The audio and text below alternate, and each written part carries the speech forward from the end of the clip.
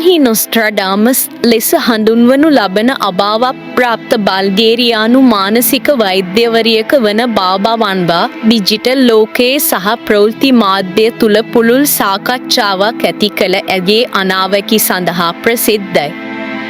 ඇගේ බොහෝ අනාවැකි වසර ගණනාවක් පුරා සැබෑවී ඇති අතර ඇය 2025 සඳහා හැතුළුව අනාගතය සඳහා අනාවැකි කිරිපයක් ඉදිරිපත් කළාය. 1996 දී ඇගේ මරණයට පෙර බාබා වන්ගා 9 යත 11 ප්‍රහාර ඩයනා කුමරියගේ මරණය සහ චීනයේ නැගීම වැනි ප්‍රධාන සිදුවීම් නිවැරදිව පුරෝකථනය කර තිබුණා.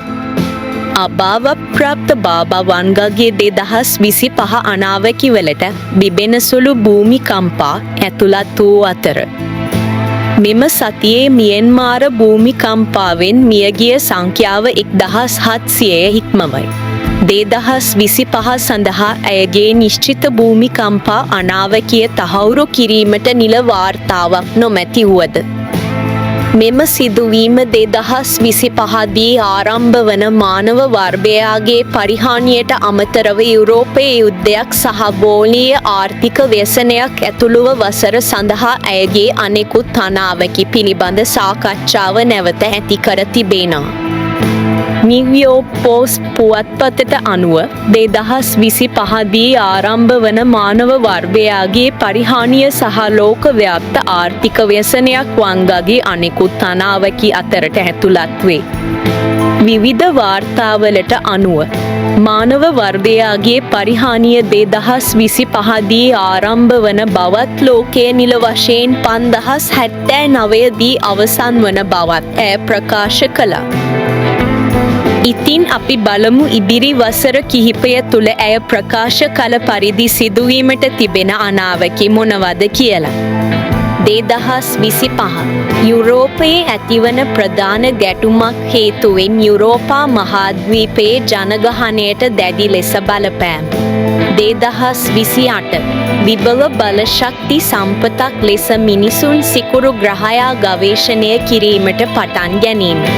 2033 ද්‍රවීය අයිස්තට්ටු දියවීම ගෝලීය මුහුදු මට්ටම්වල සැලකිය යුතු ඉහළ යාමක් ඇති කරයි. 2076 කොමියුනිස්ට්වාදය ලොව පුරා ජාතීන් කිහිපයක් පුරා පැතිරී යාම.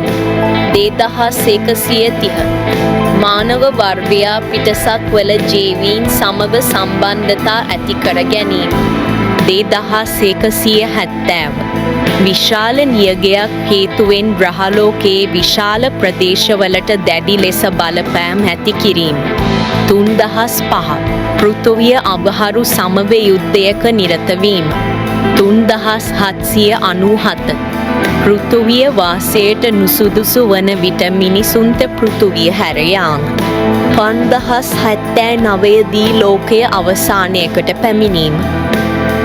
මෙන්න මේ විදිහට බාබා වැන්ගා මේ වන විට සනාථ වුණ අනාවැකි වගේ අනාවැකි කිහිපයක් ඉදිරි වසර කිහිපය තුළ වීමට නියමිත බව ඇය ප්‍රකාශ කර සිටිය. ඉතින් ඔයාගේ අදහස මොකද්ද? මේ ගැන පහලින් කමෙන්ට් එකක් දාගෙන යන්න.